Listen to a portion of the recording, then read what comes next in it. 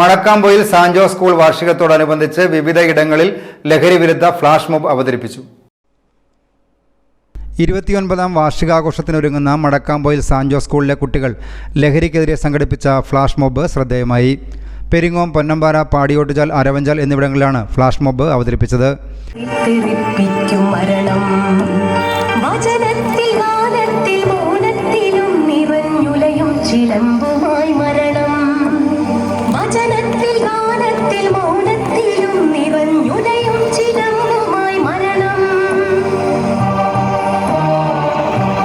പെരിങ്ങോം ടൗണിൽ ASI ഷറഫുദ്ദീൻ ഉദ്ഘാടനം ചെയ്തു. ഈ പരിപാടിക്ക് അത്രയേറെ പ്രാധാന്യമുണ്ട്. അത് കണ്ടു നിൽക്കുന്ന നമ്മുടെ നാട്ടുകാർക്കിടയിൽ അത്രത്തോളം ഒരു പോരാട്ടം ഈ ലഹരി വിരുദ്ധ ക്യാമ്പയിൻ്റെ ഭാഗമായിട്ട് ഈ കുട്ടികളോടൊപ്പം ചേർന്ന് ഒരു പോരാട്ടം നയിക്കാനുള്ള ഒരാശയം ഇതിൽ നിന്ന് ഉൾത്തിരിഞ്ഞു വരട്ടെ.